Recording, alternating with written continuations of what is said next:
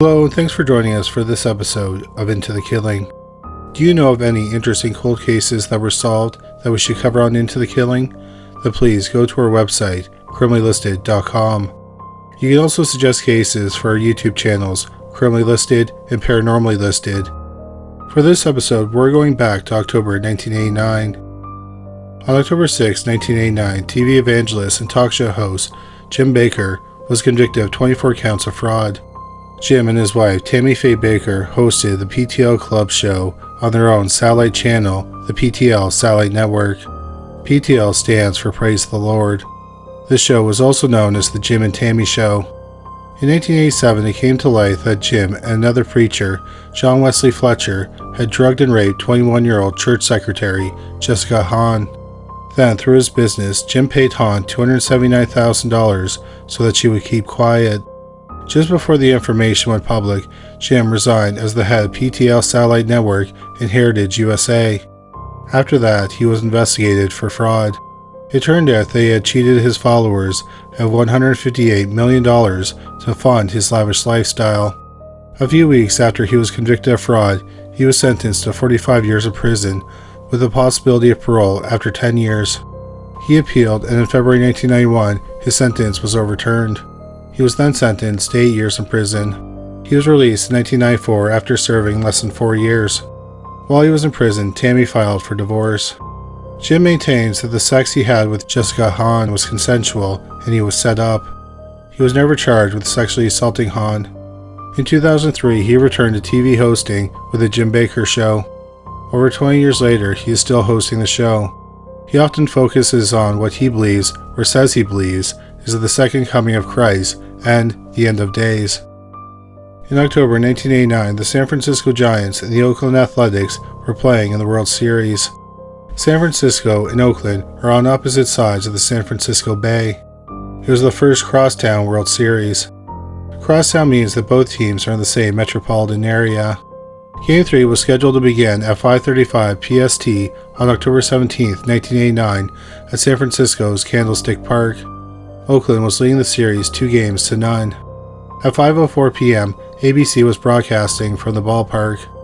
Suddenly, as the cameras were rolling, an earthquake struck. It measured 6.9 on the Richter scale. It caused between $5.6 billion to $6 billion in damage. Tragically, 63 people were killed, and a further 3,757 more people were injured. Candlestick Park was damaged and it lost its power, so the rest of the World Series was postponed. It resumed 10 days later on October 27th, and it concluded the next day with the Oakland Athletics winning the series. That World Series later became known as the Earthquake Series. On October 8, 1989, two families, the McGraws and Legiers, were participating in a hayride in rural New Brunswick, Canada. They were in a wagon being pulled by a tractor. Two pickup trucks with family members were following behind them. They were heading to the community center in Cormier Village for a Thanksgiving Day family reunion. The tractor and the pickup trucks were driving on the shoulder of the road. They were just over 300 feet from the community center when a logging truck started passing them. He was transporting 6 tons of hardwood. The logging truck driver lost control and the truck tipped over, spilling its load onto the wagon. Tragically, 13 people, including 5 children, were killed. 45 others were injured. The tragedy made headlines across North America. On October 22, 1989, the #1 song was Miss You Much by Janet Jackson. The #1 movie was Look Who's Talking.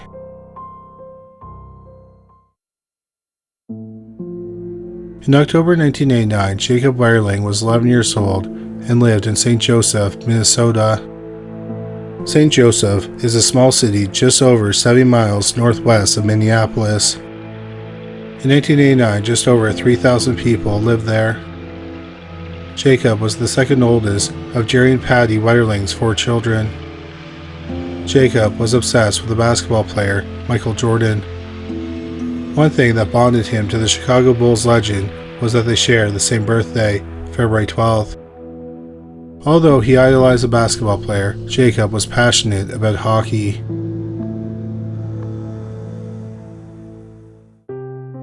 October 22, 1989 was an unseasonably warm Sunday in St. Joseph. That morning, Jacob and his father went fishing. They were home at noon to watch the Minnesota Vikings play the Detroit Lions with the rest of the family. During halftime, Jacob, his father, and his siblings went outside to play a simplified version of football with some neighborhood kids. That evening, Patty and Jerry had a dinner party to attend. Monday was a professional development day for educators, so the Wetterling children had the day off from school. The eldest Wetterling child, Amy, was sleeping over at a friend's home that night. So Jacob and his 11-year-old friend, Aaron Larson, were going to watch the two youngest Wetterling children. Just before 9 p.m., Jacob called the dinner party and asked if they could ride their bikes to a nearby convenience store to rent a movie. Jerry agreed. But then the youngest Wetterling, Carmen, didn't want to go. So Jacob had a neighbor watch her while they were gone. Jacob, his 11-year-old friend, and his 10-year-old brother, Trevor, got on their bikes and rode to the store. The three boys rented the comedy, The Naked Gun. Then they started riding home. We're just going to take a short break from this episode to bring you a word from our amazing sponsor, Factor.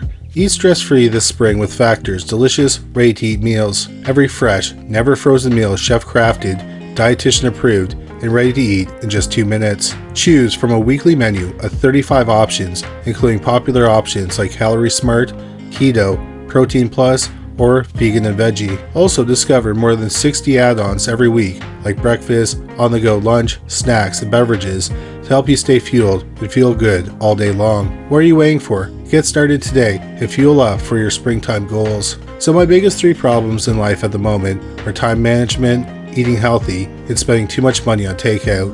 Factor fixes all these problems. Their chef-prepared meals are ready to eat, so you can be eating within 2 minutes. There's no prep, cooking, or cleaning up.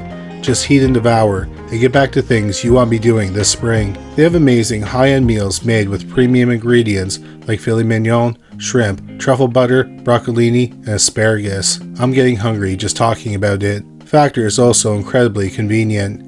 You customize your weekly orders to get as much or as little as you need. If you need to pause or reschedule your deliveries, that's no problem. Factor is also celebrating Earth Day all month long. If you see the Earth Month Eats badge, that means it's their lowest carbon footprint meals. Why not check out Factor today? I'm sure you'll see several meals you'd love to eat. Plus, they have a great deal for our listeners. Head to factormeals.com/listed50 and use code listed50 to get 50% off your first box plus 20% off your next box. That's code listed50 at factormeals.com/listed50 to get 50% off your first box plus 20% off your next box while your subscription is active. At about 9:15, on a quiet stretch of road without any houses, a man wearing dark clothes and a stocking over his face emerged from the ditch. He told them he had a gun and he ordered them to stop. The trio offered the masked man the videotape, but he knocked it away. Aaron had a flashlight and he shined it on the man. When he did, he got a glimpse of the gun. The man told him to stop it. The man then told them to lie face down on the ground. He then asked the boys their ages. All the boys complied and told him how old they were.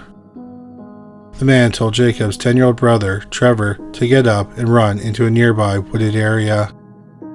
If he looked back, he would shoot him. Trevor did as he was ordered. Then the man ordered Jacob and Aaron to turn over.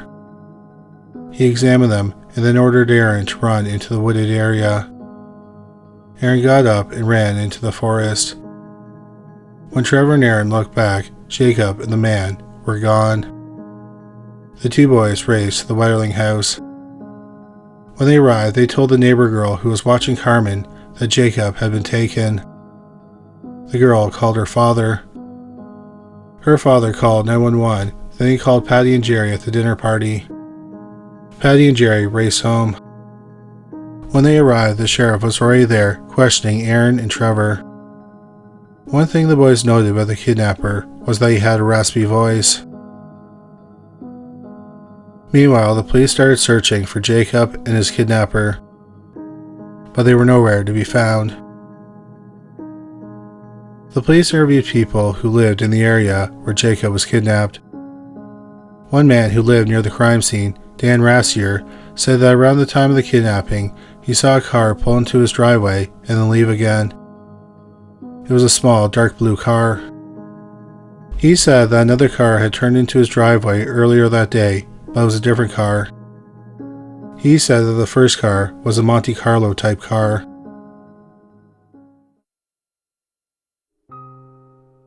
The next day, Jacob still had not been found. The police did find tire tracks and footprints at the crime scene. They took castings of the tracks and the footprints.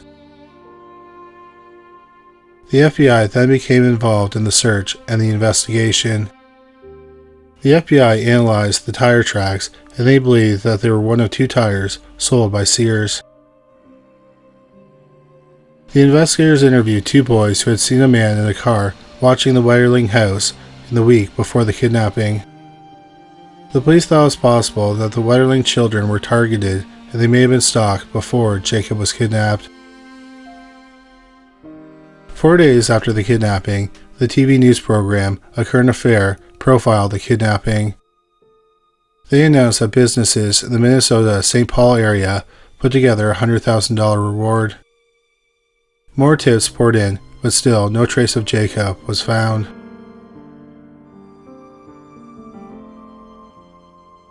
The longest week of the Wetterling's life passed and Jacob still wasn't found. The FBI released a profile of the kidnapper. They thought the kidnapper was a 25 to 35-year-old white man who worked a low-skilled job with little contact with the public.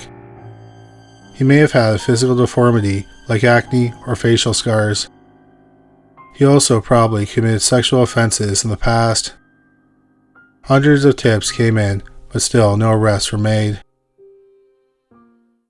We're just going to take one more short break from this episode to bring you a word from our fantastic sponsor, Miracle Made. Did you know that traditional bed sheets can harbor more bacteria than a toilet seat? It can lead to acne, allergies, and stuffy noses, and it's just gross. Miracle Made offers a whole line of self-cleaning, antibacterial bedding such as sheets, pillowcases, and comforters that prevent up to 99.7% of bacteria growth and requires up to 3 times less laundry. Something I've always really appreciated is nice bed sheets. After all, we spend 1/3 of our life sleeping, so why not be as comfortable as possible? One thing I really don't like doing is laundry. That's why I absolutely love Miracle Made's bed sheets. They are so comfortable. I love so many things about them, but one amazing thing is that they use silver-infused fabrics that are inspired by NASA. This makes them thermoregulating, so it keeps you the perfect temperature at night. Sleep has always been a problem for me, but I've been sleeping so much better ever since I started using Miracle Made bed sheets. Since the sheets are infused with silver, it helps prevent bacterial growth up to 99.7%. So they stay cleaner and fresher than other sheets, so that means less laundry. As I said, for a few years now I've been buying nice bed sheets. What really surprised me is how reasonably priced Miracle Made is. They are a lot better than other brands I've tried, but much less expensive. Finally, Miracle Made is great for your skin. If you had a choice, would you sleep on bacteria? Probably not. Bacteria can clog your pores, which can lead to outbreaks and acne. But since Miracle Made prevents bacteria, you sleep on clean sheets. Why not check out Miracle Made for yourself? Go to trymiracle.com/listed to try Miracle Made sheets today. And whether you're buying them for yourself or as a gift for a loved one, if you order today, you can save over 40%. And if you use our promo, listed, at the checkout, you'll get 3 free towels and save an extra 20%. Miracle is so confident in their product, it's backed with a 30-day money-back guarantee, so if you aren't 100% satisfied, you'll get a full refund. Upgrade your sleep with Miracle Made. Go to trymiracle.com/listed and use the code LISTED to claim your free 3-piece towel set and save over 40% off. Again, that's trymiracle.com/listed to treat yourself. Thank you, Miracle Made, for sponsoring this episode. On November 6, 1989, 2.5 weeks after the kidnapping, the police released a sketch of a man seen hanging out at the convenience store where Jacob, his brother, and his friends visited that night.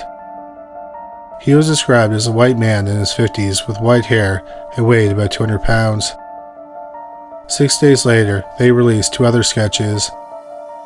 One was a man who, 2 weeks after the kidnapping, was at the convenience store where the boys rented the movie, and he was talking about the abduction. Another was a man who attempted to kidnap a boy in New Brighton, a Minneapolis suburb, about 75 miles from St. Joseph. Again, more tips came in, but no arrests were made. Since the profiler's believed the kidnapper had committed other sexual offenses, they investigated to see if there were any similar crimes committed in the area. They discovered one that happened 10 months earlier in Cold Spring, Minnesota, a town about 10 miles south of St. Joseph.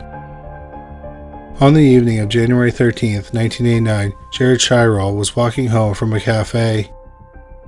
He was 6 days shy of his 13th birthday. A man in a car pulled up to him and asked for directions. He then got out of the car and grabbed Jared. He told him that he had a gun and he wasn't afraid to use it. He then forced him into the back seat. He drove to an isolated area outside of town. He then sexually assaulted the 12-year-old boy. He then drove him back towards town, and on the outskirts, he pulled over onto the shoulder. He told Jared to get out and run as fast as he could, or he would shoot him.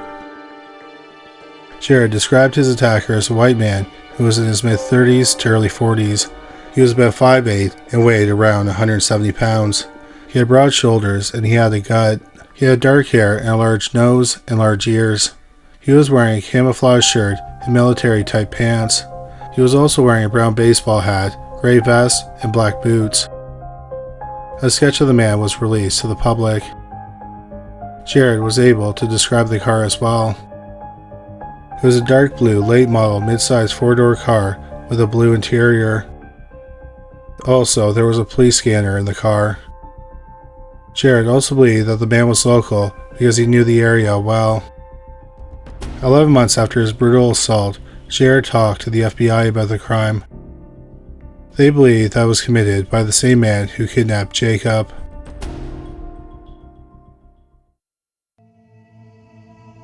In January 1990, the police chief in Paynesville got in contact with the investigators working on Jacob's kidnapping. Paynesville, Minnesota is about 30 miles southwest of St. Joseph. If you drive southwest from St. Joseph to Paynesville, you pass through Cold Spring, which is where Jared was kidnapped. The police chief said over 2 years, starting in September 1986, there was a series of at least 8 sexual assaults on teen boys that were similar to Jacob's kidnapping. All the victims were between 12 and 16. They had all been downtown before they were assaulted. So the police believe that the attacker found them downtown and then followed them. He would grab them and tell them not to turn around or he'd blow their heads off. In one of the assaults, he was armed with a knife. In one incident, 2 boys were riding their bikes and the man grabbed one of them. The other young man ran for help. Sometimes the man disguised himself by putting mud on his face, or he wore a mask. In one case that happened on May 17, 1987, the man was wearing a brown baseball hat. It fell off and the police collected it. The children of Paynesville were terrified of the man. They had nicknamed him Chester the Molester. The Paynesville police had not made an arrest in the case.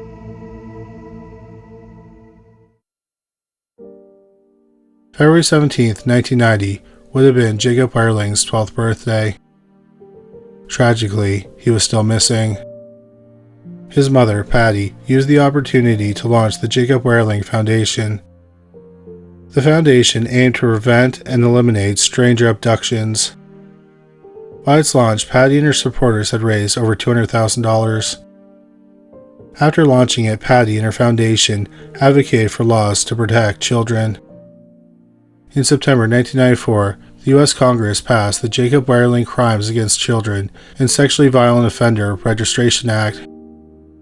The act required every state to create a registry of sexual offenders and people who committed offenses against children.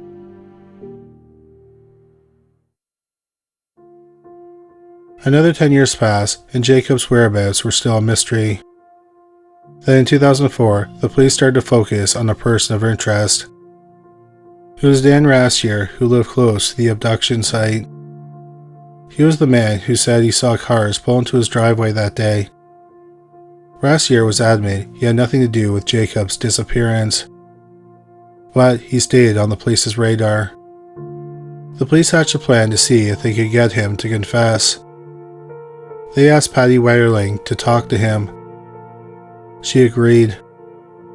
In October 2009, 20 years after Jacob went missing, Patty talked with Rassier and asked him directly if he kidnapped Jacob. As he had always done, Rassier denied having anything to do with the disappearance. Still, the police were not convinced. On July 1, 2010, they searched his property. This included digging up some areas of interest, but nothing of interest was found.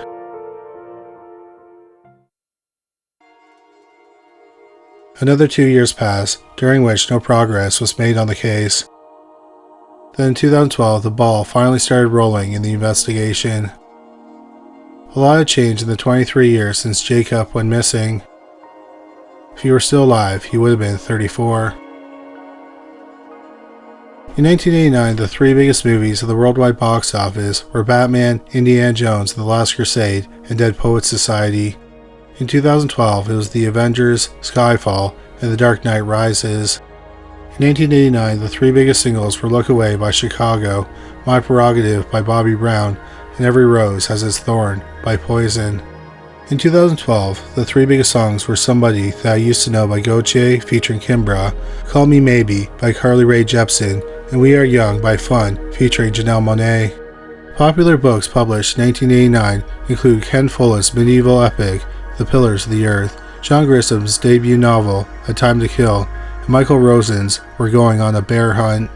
In 2012, some popular books that were published included The Fault in Our Stars by John Green, The Light Between Oceans by Al Stedman, and the final book in the 50 Shades of Grey trilogy, 50 Shades Free by E.L. James.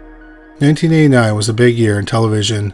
That year, The Simpsons, Seinfeld, and Baywatch all debuted. In 2012, popular shows that debuted included Gravity Falls, Arrow, and Veep. In 1989, video games that were released included Prince of Persia for Apple II, Mega Man 2 for the NES, and Golden Axe for the Sega Genesis. In 2012, new games included Journey, Borderlands 2, and Mass Effect 3.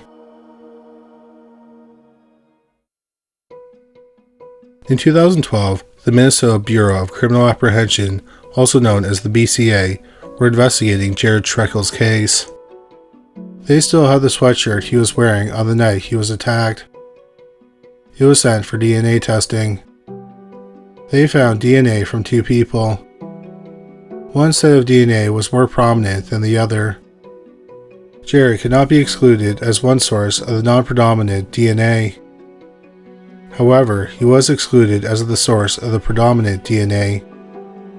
So the police believed that was his attacker's DNA. It was a solid sample. They could use it to eliminate 99.5% of the public. Then it was just a matter of finding a match to the DNA. It was entered into CODIS and the state databases, but no match was found. In March 2014, the police tested the hat found at one of the molestation sites in Paynesville. They also pulled DNA from it. They found the DNA of 4 people on it. One of them matched the DNA of Jared's kidnapper.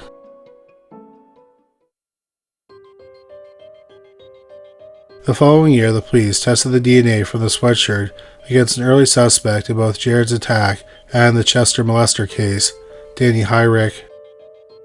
Heinrich became a person of interest 3 days after Jared's assault. A sheriff's deputy suggested him as a suspect. Heinrich grew up in Paynesville, which is a small city with a population of just over 2,200 people. Heinrich had a criminal record for things like burglary and driving under the influence. This is why the deputy was familiar with Heinrich. Heinrich also matched Jared's description of the man who kidnapped and assaulted him. Heinrich had dark hair and he was 5'5" with broad shoulders. He also drove a 1987 dark blue 4-door Mercury Topaz, which is similar to the car Jared described. The deputy also noted that the attacker wore military-type clothes and Heinrich served in the National Guard. But at the time, not much was done regarding the lead. 2 days after Jacob was kidnapped, a teenage boy from Paynesville spoke to the investigators on Jacob's case. He said that he had seen the man known as Chester the Molester assault 2 teenage boys. He said that one time he grabbed the kid off their bikes. He described him as quick, military, and proficient. At this point in the investigation, the police were not looking into the connection between the Paynesville attacks and Jacob's disappearance. On December 16, 1983, nearly 2 months after Jacob went missing, FBI agents interviewed Danny Heinrich. Heinrich said that he was not involved in the attack on Jared or Jacob's disappearance. He was asked what he was doing on those days. He said he couldn't remember. Heinrich was not charged with anything at that time. He was just one of many persons of interest at the time. On January 8, 1990, the chief of police in Paynesville told the investigators about the boys being assaulted in his city and told them that Heinrich was a suspect.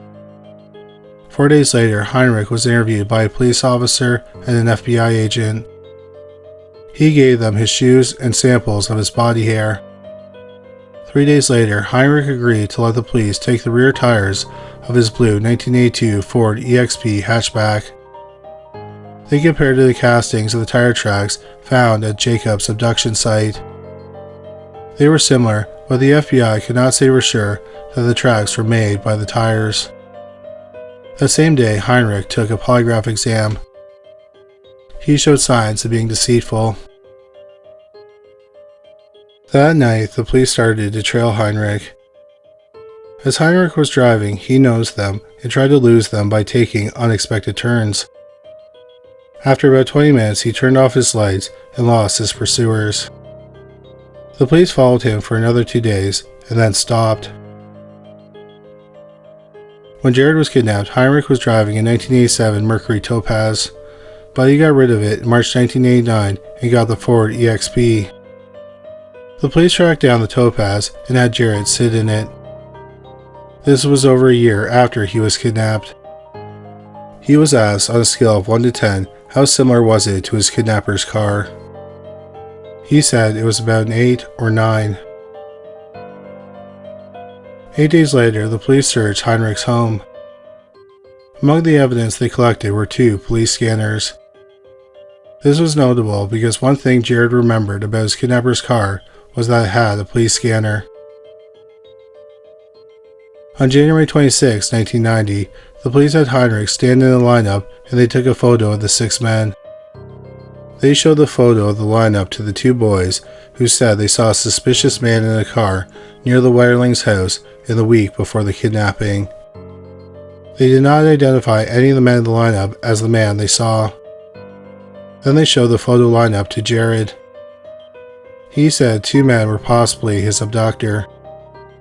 He was asked to rate the likelihood that they were the man out of 10. One of the men he picked out was Heinrich, but he only gave him a 4. The other man was a 7. But there were problems with the lineup. For example, neither Trevor nor Aaron, who were with Jacob when he was kidnapped, were shown in the lineup. Neither were any of the young men who were molested in Paynesville. But the photo lineup was shown to the 2 boys who said they saw a man watching the Wetterling house, but there was no evidence that this man was involved in the kidnapping. One unique aspect about the kidnapper is that he had a raspy voice. Yet, none of the witnesses had a chance to listen to Heinrich's voice. On February 9, 1990, the investigators learned from the FBI that fiber found on Jared's snowsuit matched fibers in Heinrich's Mercury Topaz.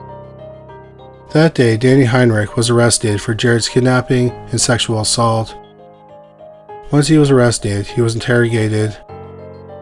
At the time, he was drunk. He claimed he was innocent and the FBI was setting him up. FBI profilers observed the interrogation. For reasons that were never explained or documented, the profilers did not think that Heinrich was the kidnapper. so he was released without being charged with anything. The investigation into Heinrich continued for a few more months. The FBI compared his shoes to the shoe prints found at the site of Jacob's kidnapping. The results were inconclusive, so Heinrich was officially dropped as a suspect. In February 1991, all his property that was confiscated in the search the year before was returned to him.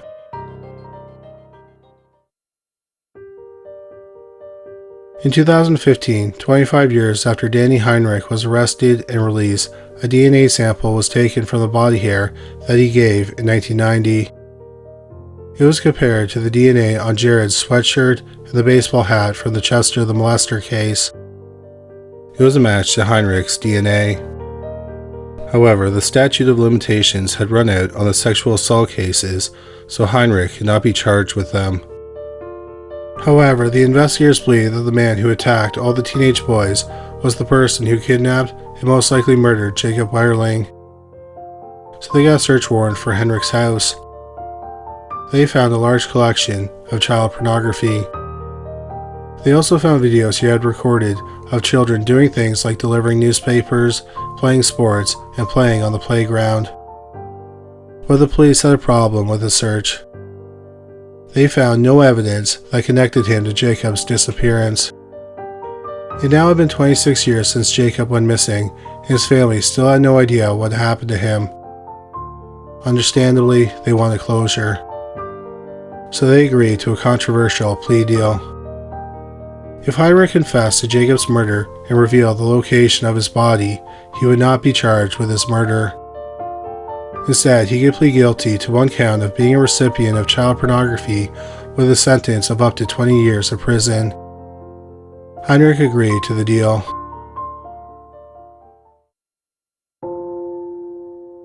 On August 31, 2016, Heinrich led the authorities to a farm in Paynesville, close to where he used to live at the time of the murder. After some digging, they found some human remains. On September 3rd, dental records confirmed it was the remains of 11-year-old Jacob Wetterling. 3 days later, 52-year-old Danny Heinrich told the court what happened the night Jacob was murdered. He said he was driving on a dead-end road and he saw 3 boys on their bicycles. He pulled into Dan Rassier's driveway, turned around, and then drove back towards Jacob, Aaron, and Trevor. He figured since it was a dead-end road, they were going somewhere and they would be returning. So he waited in his car for them. When he saw them, he got out of his car and put on his mask. He also pulled out his revolver, which he said was unloaded. He confronted them and made them lie down. He then asked them their names and ages. After telling Trevor and Aaron to run away, he handcuffed Jacob behind his back and got him into the passenger seat. Once the cuffs were on, Jacob asked, "What did I do wrong?" Heinrich got into the car and they drove out of St. Joseph. While he drove, he listened to the police scanner and he knew that the kidnapping had been reported. He drove to a gravel pit outside of Paynesville. He got out of the car and uncuffed Jacob. He led him to a grove of trees where he sexually assaulted him for 20 to 30 minutes. He claimed there was no penetration or sex, it was just masturbation and touching. He then started to walk Jacob back to the car. While they walked, Heinrich saw a police car driving on the road towards Paynesville. He claimed that he panicked. He had 2 rounds for his revolver in his pocket. He put them into the chambers of the gun.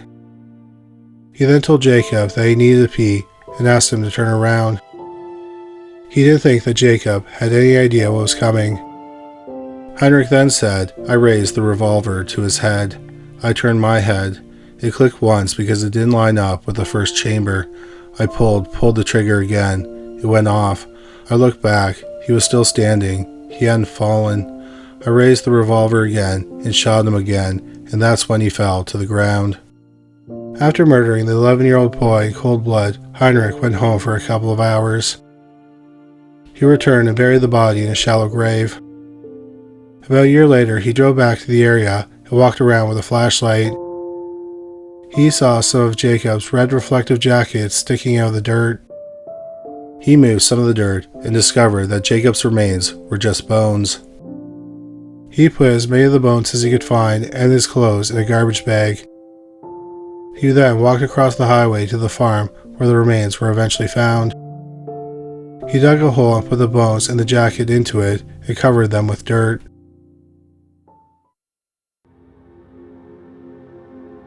A month later, Danny Heinrich was sentenced to a maximum of 20 years in prison for one count of being a recipient of child pornography.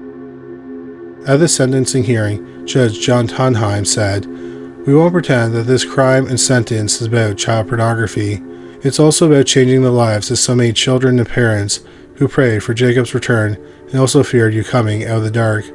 Every child knows the story of Jacob Wetterling. You stole the innocence of children in small towns in the cities of Minnesota and beyond." At the time of this recording, 61-year-old Danny Heinrich is serving his sentence at the Federal Medical Center Devens in Ayer, Massachusetts. He'll be eligible for parole in 2032 after serving 17 years. He'll be 69 years old, but it's very doubtful he'll ever be released.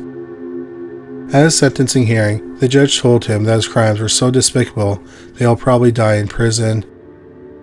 Also, part of the plea deal was that Heinrich could be labeled a sexual predator. This could keep him in prison indefinitely.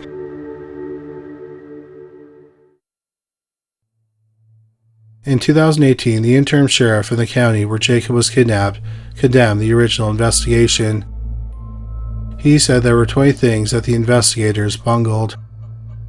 A major one was the FBI profilers declaring that Heinrich was not a viable suspect.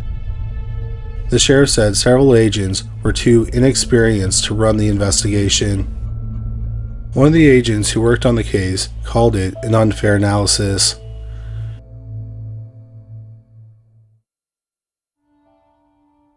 On September 25, 2016, 27 years after Jacob Wetterling was murdered, his family held a memorial service. Over 2,800 people turned out for it.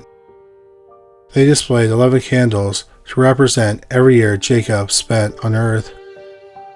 Patty told the people who turned out, "We wouldn't have survived the past 27 years without the love and support of all of you." Thank you so much for listening to this week's podcast. Like we said in the opening, if you have any cases to suggest, please visit our website, criminallisted.com. Well, that's all for this week. Thank you again for listening. Please stay safe and take care of yourself.